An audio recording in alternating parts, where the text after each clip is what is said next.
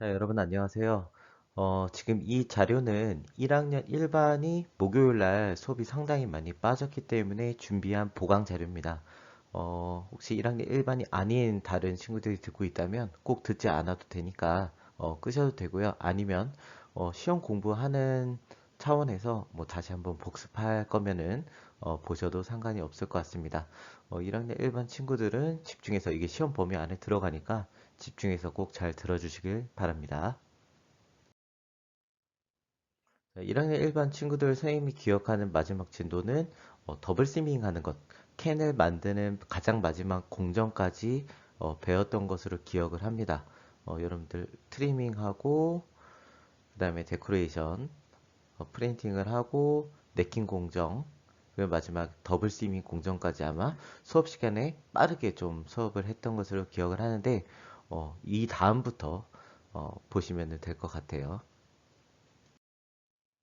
The 자, 그래서 ingenious 이 design 영상을 of the 봐야 되는데, aluminum beverage 자, 이 can. 영상 안에는 Every year, 여러분들이 nearly 이전에 a half 배웠던 캔을 trillion of 만드는 these 모든 cans are 과정이 manufactured. That's 압축되어 about 들어가 있습니다. 15,000 per 그래서 한 second. 10분 So 정도 many that 되거든요. we 이건 overlook 다른 the 반 친구들 can's 모두 봤기 때문에 superb engineering. 여러분들도 이 Let's start 영상을 with why 보면서 the can 내가 is shaped 이전에 like it 배웠던 is. 캔 Why a 만드는 공정에 cylinder? 대해서 An 한번 engineer might 이해하는 like to make a 시간을 spherical can. 갖도록 It has the 하겠습니다. smallest surface area for a given volume, and so it uses the least amount of material.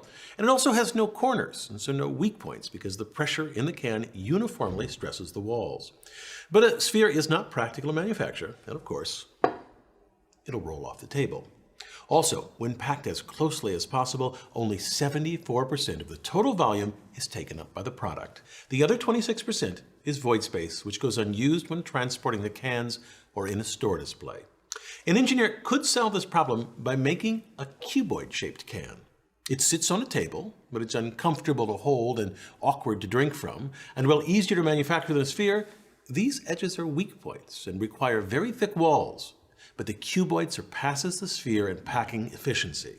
It has almost no wasted space, although at the sacrifice of using more surface area to contain the same volume as the sphere. So, to create a can, engineers use a cylinder, which has elements of both shapes. From the top, it's like a sphere, and from the side, it's like a cuboid. A cylinder has a maximum packing factor of about 91%, not as good as the cuboid, but better than the sphere. Most important of all, the cylinder can be rapidly manufactured. The can begins as this disc called a blank, punched from an aluminum sheet about 3/10 of a millimeter thick.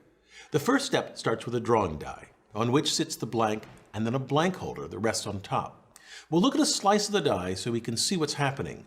A cylindrical punch presses down on the die, forming the blank into a cup. This process is called drawing. This cup is about 88 millimeters in diameter, larger than the final can, so it's redrawn. That process starts with this wide cup and uses another cylindrical punch and a redrawing die. The punch presses the cup through the redrawing die and transforms it into a cup with a narrower diameter, which is a bit taller. This redrawn cup is now the final diameter of the can, 65 millimeters, but it's not yet tall enough. A punch pushes this redrawn cup through an ironing ring. The cup stays the same diameter as it becomes taller and the walls thinner. If we watch this process again up close, you see the initial thick wall and then the thinner wall after it's ironed. Ironing occurs in 3 stages, each progressively making the walls thinner and the can taller. After the cup is ironed, the dome on the bottom is formed. This requires a convex doming tool and a punch with a matching concave indentation. As the punch presses the cup downward into the doming tool, the cup bottom then deforms into a dome. That dome reduces the amount of metal needed to manufacture the can. The dome bottom uses less material than if the bottom were flat. A dome is an arch revolved around its center. The curvature of the arch distributes some of the vertical load into horizontal forces, allowing a dome to withstand greater pressure than a flat beam. On the dome, you might notice 2 large numbers. These debossed numbers are engraved on the doming tool. The first number signifies the production line in the factory, and the second number signifies the body maker number. The body maker is the machine that performs the redrawing, ironing, and doming processes. These numbers help troubleshoot production problems in the factory. In that factory, the manufacturing of a can takes place at a tremendous rate. These last 3 steps, redrawing, ironing, and doming, all happen in one continuous stroke and in only a 1/7 of a second. The punch moves at a maximum velocity of 11 meters per second and experiences a maximum acceleration of 45 Gs. This process runs continuously for 6 months or around 100 million cycles before the machine needs servicing. Now, if you look closely at the top of the can body, you see that the edges are wavy and uneven. These irregularities occur during the forming. To get a nice, even edge, about 6 millimeters is trimmed off of the top. With an even top, the can can now be sealed. But before that sealing occurs, a colorful design is printed on the outside. The term of art in the industry is decoration. The inside also gets a treatment. A spray-coated epoxy lacquer separates the can's contents from its aluminum walls. This prevents the drink from acquiring a metallic taste and also keeps acids in the beverage from dissolving the aluminum. The next step forms the can's neck, the part of the can body that tapers inward. This necking requires 11 stages. The forming starts with a straight-walled can. The top is brought slightly inward, and then this is repeated further up the can wall until the final diameter is reached. The change in neck size at each stage is so subtle that you can barely tell a difference between one stage and the next. Each one of these stages works by inserting an inner die into the can body, then pushing an outer die, called the necking sleeve, around the outside. The necking sleeve retracts, the inner die retracts, and the can moves to the next stage. The necking is drawn out over many different stages to prevent wrinkling or pleating of the thin aluminum. Since the 1960s, the diameter of the can end has become smaller by 6 millimeters, from 60 millimeters to 54 millimeters today. This seems a tiny amount, but the aluminum can industry produces over 100 billion cans a year, so that 6 millimeter reduction saves at least 90 million kilograms of aluminum annually. That amount would form a solid cube of aluminum 32 meters on a side. Compare that to a 787 Dreamliner with a 60-meter wingspan. Now, after the neck has been formed, the top is flanged. That is, it flares out slightly and allows the end to be secured to the body, which brings us to the next brilliant design feature, the double seam. On older steel cans, manufacturers welded or soldered on the ends. This often contaminated the can's contents. In contrast, today's cans use a hygienic double seam, which can also be made faster. This can is cut in half so you can see the cross-section of the double seam. To create this seam, a machine uses two basic operations. The first curls the end of the can cover around the flange of the can body. The second operation presses the folds of the metal together to form an airtight seal. While the operations themselves are simple, they require high precision. Parts misaligned by a small fraction of a millimeter cause the seam to fail. In addition to the clamping of the end and can body, a sealing compound ensures that no gas escapes through the double seam. The compound is applied as a liquid, then hardens to form a gasket. The end, attached immediately after the can is filled, traps gases inside the can to create pressures of about 30 psi or 2 times atmospheric pressure. In soda, carbon dioxide produces the pressure. In non-carbonated drinks like juices, nitrogen is added. So why is a beverage can pressurized? Because the internal pressure creates a strong can despite its thin walls. Squeeze a closed pressurized can, it barely gives. Then squeeze an empty can. It flexes easily. The can walls are thin, only 75 microns thick, and they are flimsy. But the internal pressure of a sealed can pushes outwards equally and so keeps the wall in tension. This tension is key. The thin wall acts like a chain. In compression, it has no strength, but in tension, it's very strong. The internal pressure strengthens the cans so that they can be safely stacked. A pressurized can easily supports the weight of an average human adult. It also adds enough strength so that the can doesn't need the corrugations like in this unpressurized steel food can. While initially pressurized to about 2 atmospheres, a can may experience up to 4 atmospheres of internal pressure in its lifetime due to elevated temperatures, and so the can is designed to withstand up to 6 atmospheres or 90 psi before the dome or the end will buckle. Why is there a tab on the end of the can? It seems a silly question. How else would you open it? But originally cans didn't have tabs. Very early steel cans were called flat tops for pretty obvious reasons. You use a special opener to puncture a hole to drink from and a hole to vent. In the 1960s, the pull tab was invented so that no opener was needed. The tab worked like this. You lift up this ring to vent the can and pull the 자, tab to 캔 create the 만드는 opening. 과정은 Easy enough, but 여기까지만 now you've 보도록 got 하겠습니다. this 이 loose tab. 뒷부분은 The cans ask you to 그렇게 중요한 please 내용이 don't litter, 아니니까 but 이렇게 sadly these 만드는 pull tabs got 과정까지 tossed on the 여러분들이 ground 꼭 with the sharp 이해를 edges of 해주시기 the tabs, 바랍니다. cut the bare feet of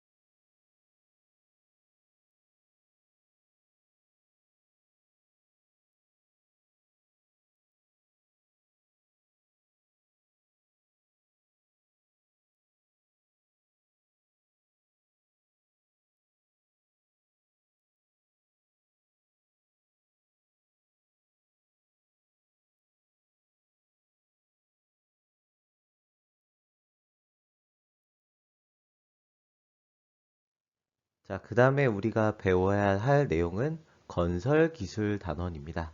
여러분들 그 첫 시간에 기억할지 모르겠는데 기술에는 크게 5가지 분야로 나눌 수 있다고 이야기를 했습니다. 우리가 이전에 배웠던 제조 기술 배웠었고요. 자, 그리고 여러분들 지금 배울 건설 기술이 있고요. 그 다음에 수송 에너지 기술, 그 다음에 정보 통신 기술이 있고요. 그 다음에 마지막으로 생명 기술이 있습니다. 자, 이렇게 5가지 기술로 나눌 수 있고 제조기술, 첨단 제조기술 여러분 어떤 걸 배웠죠? 우선 과거의 기술로는 우리가 캔 만드는 공정을 우리가 대표적인 사례로 배웠었고요.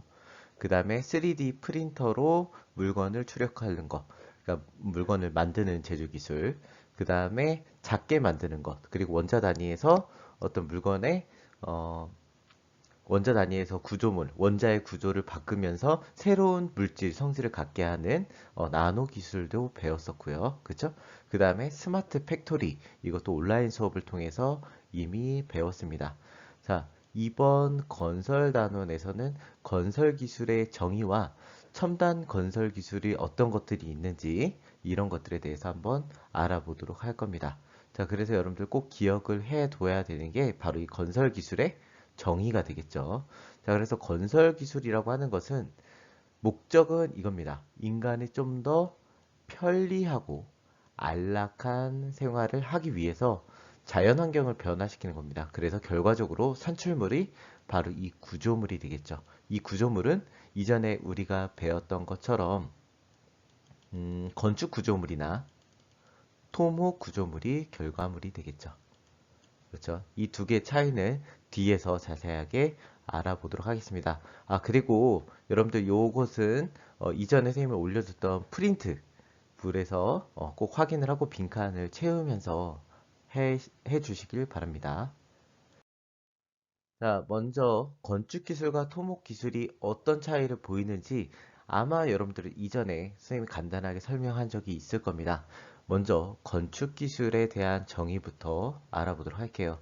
자, 건축 기술이란 자, 쾌적하고 안전하고 능률적인 자, 생활 공간을 만들기 위한 기술입니다.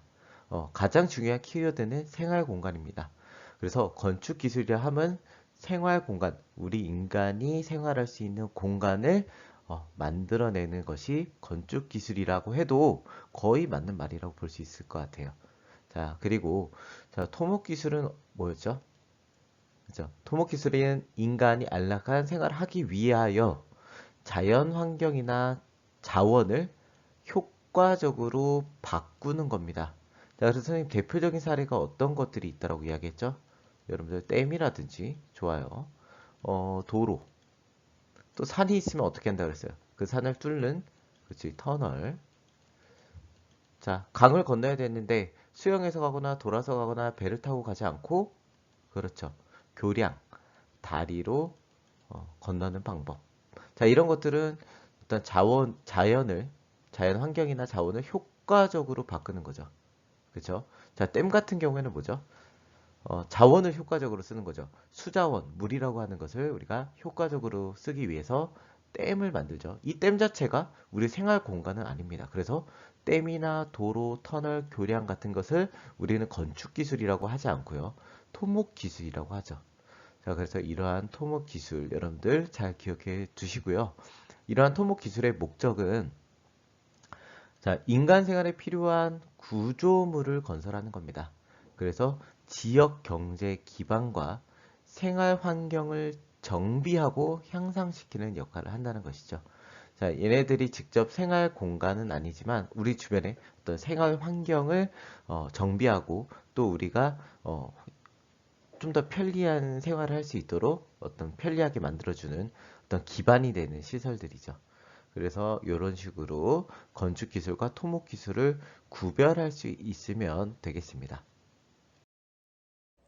지진으로 흔들리던 순간 포항에서 부산에서 방송을 진행하던 사람들도 있습니다. 갑자기 지진을 느끼고 당황하는 모습, 대피하는 모습까지 모두 카메라에 담겼습니다. 최고은 기자입니다. 자동차 보험 가입할 때 이 자동차 보험 설계에 대한 녹화를 진행하던 KNN 스튜디오입니다. 진행 도중 흔들림을 느낀 아나운서. 뭐야, 지진이야? 출연진들을 쳐다보며 불안한 듯 상황을 확인하다가 지진이다. 어머, 어떡해. 내려오라는 진행팀의 말을 듣고 황급히 스튜디오에서 빠져나갔습니다. 이번에는 포항에서 자장면을 먹으며 인터넷으로 생방송을 하던 아프리카TV 출연진들입니다. 갑자기 화면이 흔들리고 주변이 소란해집니다. 지진 뭔데 이거? 당황한 출연진들. 지진이 났으니 밖으로 나가라는 식당 직원의 말을 듣고 건물 밖으로 뛰쳐나갑니다. 나가야 돼요? 나가. 재난 문자로 지진 상황을 확인한 출연진들은 놀란 가슴을 가라앉히고 주변을 살핍니다. 거리에는 예비 소집을 마친 학생들이 눈에 많이 띄는 상황. 내일 왔으면 사람 인명 피해 이런 걸 떠나서 얼마나 불안해가지고 애들 시험도 못 치지. 길에는 우박처럼 우수수 떨어져 내린 건물 잔해들이 널려 있습니다. 저 제일 위에 지붕이 무너졌네, 지붕이. 짜장면 먹다가 뭐 날벼락이냐. 와. 생방송을 지켜보고 있던 네티즌들은 채팅창을 통해 각자 느낀 지진 상황을 공유하기도 했습니다. SBS 최고은입니다. 아니 이거는 진짜. 자, 여러분들 영상을 잘 보고 오셨죠? 자, 이게 3년 전에 있었던 포항 지진입니다. 사실 선생님은 지진이라고 하면 어떤 일본이나 아니면 저쪽 동남아 쪽에 뭐 화산이 뭐 발달된 곳이라든지 이런 곳에서 주로 일어나는 일이라고 생각을 했었는데 이제 더 이상 우리나라도 지진으로부터 안전한 곳이 아니다라는 생각을 하게 되었습니다. 자, 그래서 이러한 문제가 있고 난 이후에 우리나라도 관련 법령들이 굉장히 많이 바뀌었어요. 그래서 꼭 그 건물을 지을 때 이러한 내진 설계를 꼭 해야 되게끔 관련 법규들도 많이 바뀌고 있는 상황입니다. 자, 그래서 건물을 지을 때나 아니면 도시를 구성할 때 어떤 자연재해를 버틸 수 있게끔 설계하는 것이 굉장히 중요한데요. 자, 지금 보시면 지진을 막기 위해서 내진 설계를 하거나 아니면 건설 재료를 개발하려고 하는 노력이 굉장히 많이 있을 겁니다. 자, 그 다음에 태풍을 막기 위해서 바람이 굉장히 강하겠죠. 그래서 그것을 막기 위해서 풍동 실험이나 내풍 설계를 하려는 노력을 하고 있고요. 그 다음에 홍수나 가뭄 등을 막기 위해서 댐을 건설한다거나 아니면 산림을 조성하기 위한 노력을 하고 있습니다. 자, 파도를 막기 위해서는 방파제 설치를 하죠. 자, 그리고 테트라포트 이렇게 나와 있는데 요거는 테트라포트라고 쓸게요.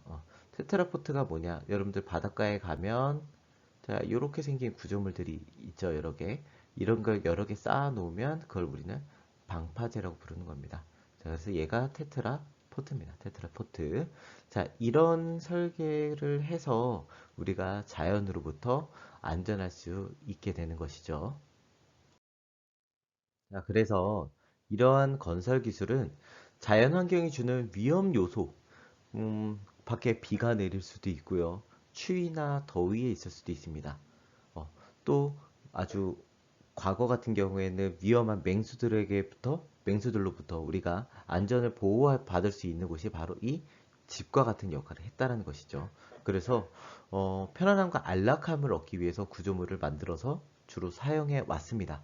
자, 그러나 최근의 건설 공법의 발달로 인해서 건축 구조물과 토목 구조물이 굉장히 대형화되고 초고층화되는 모습을 보여주고 있습니다. 또 이러한 건설 기술이 독자적으로 발달한다기보다는 정보통신 기술과 접목돼서 굉장히 정보화되고 기능화되는 모습을 보여주고 있는데 그러한 첨단 건설 기술의 형태를 뒤에서 자세하게 한번 알아보도록 하겠습니다.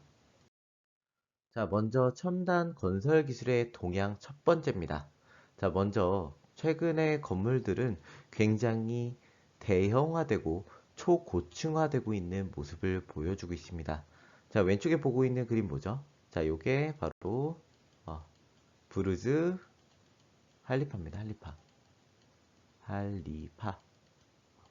자, 세계에서 가장 높은 빌딩이죠. 현존하는 가장 높은 빌딩입니다. 지금 현재 존재하는, 물론 이거보다 더 높은 건물이 지금 올라가고는 있어요. 무려 1km가 넘는 건물이 올라가고 있지만 지금 지어진 완공된 가장 높은 건물은 부르즈 할리파입니다. 자, 높이는 828m예요. 자, 두바이에 있는 가장 높은 건물 어디서 지었을까요? 이건 우리나라에 있는 삼성물산에서 지었습니다. 세계에서 가장 높은 건물을 우리나라에서 지었다는 것은 우리나라가 그만큼 이런 건설 기술이 굉장히 뛰어나다는 것을 반증하는 것이죠. 자, 그러면 우리나라에서 가장 높은 건물은 뭔가요? 그렇죠. 오른쪽에 나와 있는 자, 롯데 월드 타워입니다. 자, 롯데월드 타워하고 높이는 555m. 자, 층은 123층으로 되어 있습니다.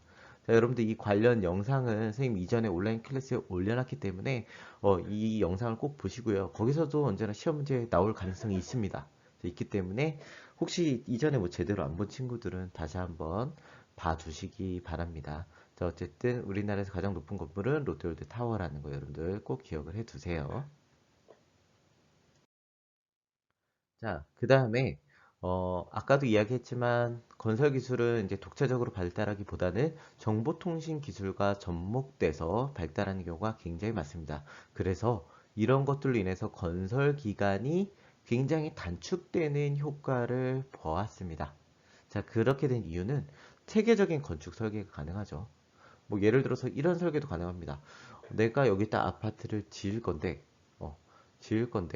어떤 동간 배치를 하느냐 아니면은 동간 거리는 얼마나 띄어놓느냐에 따라서 태양이 이렇게 지나가는 경로에 따라서 또는 이 태양의 남중고도에 따라서 우리 집에 그림자가 지는지 안 지는지 미리 확인할 수가 있죠. 이러한 것은 우리가 시뮬레이션 기능이 굉장히 발달했다고 볼 수가 있는 것이죠. 자, 2차원 설계라고 나와 있지만 3차원 설계도 충분히 가능하게끔 발달된 것은 정보통신 기술이 발달했기 때문이라고 볼 수가 있습니다. 자, 뿐만 아니죠. 우리가 건축 설계, 도시 설계를 할 때 그냥 아무데나 막 설계를 하는 게 아닙니다. 여기에 이제 이렇게 물이 흐르고 있다라고 봅시다. 물이 흐르고 있는데 물이 비가 얼마나 많이 오느냐에 따라서 뭐 침수가 될 위험도 있잖아요. 그래서 그런 것들을 우리가 미리 시뮬레이션을 할 수가 있는 것이죠. 자, 그리고 효율적이고 안전한 시공이 가능합니다. 서로 어떤 중장비들이 서로 이렇게 IoT라고 하죠. 또는 인터넷으로 이제 서로 연결이 되는 겁니다. 연결이 되면서 서로의 작업을 효율적으로 관리를 할 수가 있고요. 또 이렇게 어려운 굉장히 안정성이 요구되는 곳에는 사람이 직접 투입되지 않고 원격으로 이렇게 시공을 할 수 있는 안전한 시공도 가능한 시기가 분명히 올 거라고 생각이 됩니다. 그걸 우리가 스마트 건설이라고 하는데 이 부분에 대해서는 뒤에서 뭐 조금 더 설명을 할 수 있으면 설명하도록 할게요. 자, 뿐만 아닙니다. 건물이 다 지어지고 난 다음에 이거를 어떻게 사용하고 그리고 오랫동안 유지를 할 수 있는 유지 및 관리가 가능해야 되는데 과거에는 사람이 이런 것들을 전부 다 유지 관리했다면은 지금은 그렇지 않고 어떤 정보통신 기술의 발달함에 따라서 자동화되고 있는 모습을 보여주고 있습니다. 자, 그래서 유지나 관리 또한 자동화되었다. 지능적으로 유지 및 관리가 가능하다는 것도 여러분들 꼭 기억해 두시기 바랍니다. 자, 다음은 안전성 및 품질 향상입니다. 여러분들 슈퍼 콘크리트라고 들어봤는지 모르겠는데 이러한 슈퍼 콘크리트는 초고강도 콘크리트라고도 합니다. 자, 그래서 여러분들 그 프린트에다가 잘 적어 주시기 바래요. 자, 일단은 영상 보면서 선생님이 간단하게 설명을 하도록 하겠습니다. 자, 볼까요? 슈퍼 콘크리트는 일반 콘크리트 재료에 자, 여러분들 요거 적어 놓으셔야 돼요. 자, 슈퍼 콘크리트는 자, 여기 있죠. 자, 강도와 내구성을 높일 수 있는 특수 나노 물질을 첨가한 콘크리트를 우리가 슈퍼 콘크리트라고 합니다. 자, 여러분들 콘크리트가 그럼 혹시 뭔지 아나요? 콘크리트. 자, 콘크리트라고 하는 것은 콘크리트는 뭐를 섞은 거죠? 자, 여러분들 이거는 참고로 그 뭐냐 프린트에 적는欄은 없어도 빈칸에다가 좀 적어 두시기 바래요. 자, 콘크리트는 자 시멘트랑 또 뭐를 넣죠? 그렇죠. 물을 또 넣어야 되고요. 자, 또 뭘 넣죠? 자, 모래도 넣어야 됩니다. 그렇죠. 자, 마지막으로는 자갈 또는 골재라고 하는 것을 넣어줍니다. 자, 요게 이제 일반적인 콘크리트의 형태예요. 자, 그런데 이러한 슈퍼 콘크리트는 뭐냐면 물론 시멘트 들어가겠죠. 물 들어갈 겁니다. 자, 모래 뭐 들어갈 수도 있고 뭐 그런데 자갈이 들어가지 않고요. 여기에다 대신 특수 나노 물질을 넣는 겁니다. 자, 나노 물질을 넣어서 굉장히 단단한 콘크리트를 만드는 거죠. 자, 그래서 그거를 우리가 슈퍼 콘크리트라고 하고 또 다른 말은 초고강도 콘크리트라고 하는 겁니다. 자, 한번 이어서 영상 보도록 할게요. 강도와 내구성을 높일 수 있는 특수 나노 물질을 첨가해 만들어집니다. 일반 콘크리트와 강도를 비교하면 5배에서 최대 16배가량 단단하기 때문에 자, 건축물의 지금 여러분들 수명은 왼쪽에 2배로 늘리고 콘크리트는 공사 뭐가 비용은 없지만 더 줄일 수 저 있죠. 오른쪽에 콘크리트는 자갈 같은 게 있는 게 보이죠? 자, 얘는 일반 콘크리트에서 자갈이 일반 있는 겁니다. 콘크리트는 시멘트, 모래, 골재로 구성되어 있는 반면에 슈퍼 콘크리트는 강도가 매우 높기 때문에 시멘트와 마이크로 내지는 나노 사이즈의 재료 그리고 굵은 골재를 사용하지 않고 있고 인장 강도를 높이기 위해서 강소미를 사용하고 있습니다. 그렇다면 슈퍼 콘크리트는 일반 콘크리트 재료에 강도와 내구성을 높일 수 있는 특수 나노 물질을 첨가해 만들어집니다. 일반 콘크리트와 자, 지금 여러분 보시면 알겠지만 슈퍼 콘크리트, 특수 나노 물질을 섞은 콘크리트 같은 경우에는 물론 이렇게 강한 압력을 받았을 때 깨지는 모습을 보여주지만 그렇다고 완전히 무너져 내리지 않고 어떤 형태는 유지하고 있는 모습을 보여주고 있습니다. 강도를 비교하면 5배에서 최대 16배가량 단단하기 때문에 건축물의 자, 이렇게 어느 정도 형태는 유지시켜 줄 수 있겠죠. 자, 이게 만약에 강력한 지진이 발생했다고 쳐봅시다.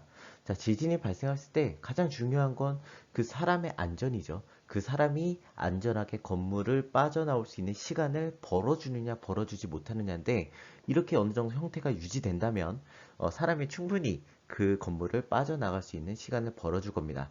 또 이 빠져나오는 동안에도 그 주변에 파편 같은 것들이 떨어지거나 아니면 머리에 맞을 수도 있잖아요. 근데 이거는 그런 파편이 없는 것으로 봐서 내가 떨어지는 콘크리트에 맞아서 다치는 경우가 조금 덜 하겠죠. 게다가 지금 견디고 있는 압력을 보니까 180 메가파스칼 정도, 어느 정도 강도인지는 모르겠지만 180 메가파스칼을 버티는 모습을 보여주고 있습니다. 수명은 2배로 늘리고 공사 비용은 더 줄일 수 있죠. 일반 콘크리트는 시멘트, 모래, 골재로 자, 일반 콘크리트 같은 경우는 어떤 모습이 보이죠? 자, 지금 보면 산산조각 나고 이렇게 떨어진 어떤 파편에 의해서 내가 머리에 맞는다라고 한다면 지진에 바로 피해를 보지 않더라도 크게 다칠 염려가 있겠죠. 구성되어 있는 반면에 슈퍼 콘크리트는 강도가 매우 높기 때문에 시멘트 자, 게다가 버티는 힘은 28 메가파스칼밖에 되지 않아요. 대략 한 6배 정도 차이가 나죠. 만약에 이 일반 콘크리트를 180 메가파스칼로 눌렀으면 이거는 산산조각이 나와버렸을 겁니다. 버티지 못했을 텐데 이렇게 슈퍼 콘크리트는 기존에 있던 콘크리트보다 굉장히 강도가 강한 콘크리트라는 거 여러분들 기억해 두시기 바래요. 시멘트와 마이크로 레진은 나노 사이즈의 재료 그리고 굵은 골재를 사용하지 않고 있고 인장 강도를 높이기 위해서 강섬유를 사용하고 있습니다. 그렇다면 슈퍼 콘크리트의 성능은 어느 정도일까요? 실험을 통해 알아봤습니다. 슈퍼 콘크리트의 압축 강도를 먼저 알아봤는데요.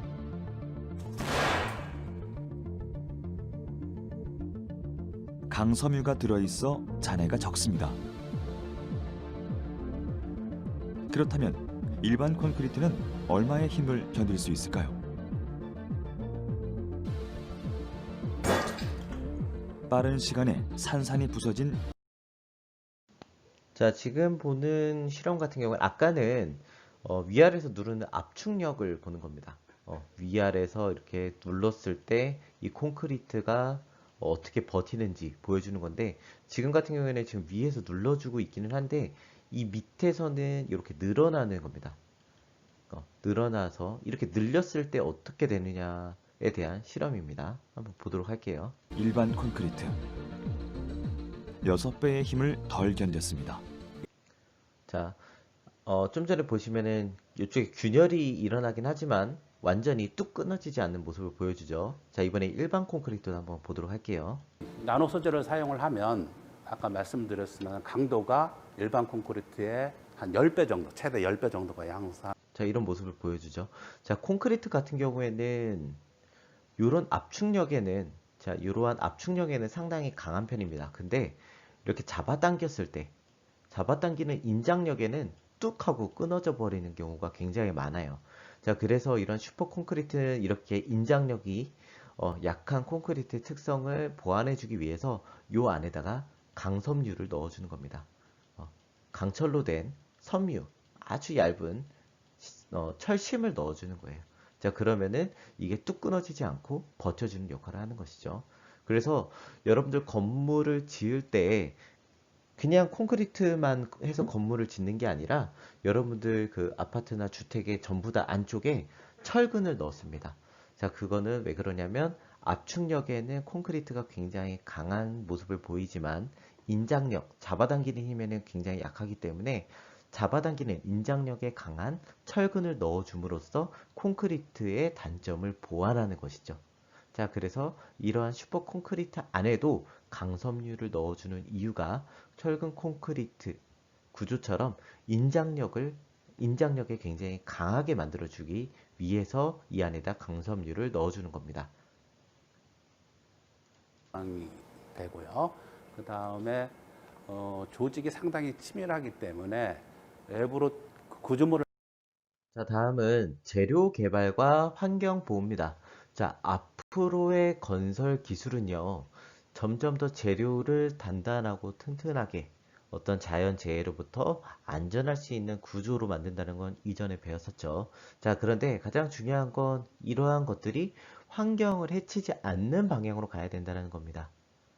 자, 우리 그 후손에게 물려줄 자연을 굉장히 아끼면서 개발을 해야 되기 때문에 이러한 환경 보호가 굉장히 중요합니다. 이전의 건축물들은 오래되면 전부 다 건축 폐기물로 땅에 묻히는 경우가 굉장히 많았어요. 자, 이것들은 자연 분해되지 않고 말 그대로 환경을 굉장히 오염시키는 방향으로 가고 있었죠. 자, 그러나 이러한 재료들, 그러니까 자연의 재료, 다시 사용하고 났을 때 자연 분해되는 이러한 것들을 개발하기 위해서 상당히 노력을 하고 있다는 거 여러분들 기억해 두시고요. 그 다음에 친환경 건설 공법들이 굉장히 발전되고 있다는 것도 기억해 두시면 됩니다. 뒤에서 배울 제로 에너지 하우스 또는 액티브 하우스들이 이러한 친환경 건설 공법들이죠.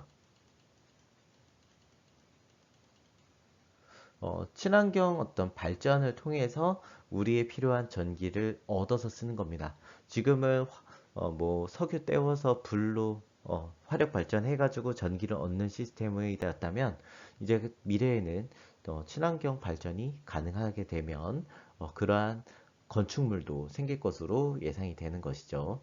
자, 그 다음에 에너지 효율을 높이는 기술이 등장한다는 겁니다. 에너지 효율. 굉장히 단열 성능을 높인 패시브 하우스. 여기 있네요.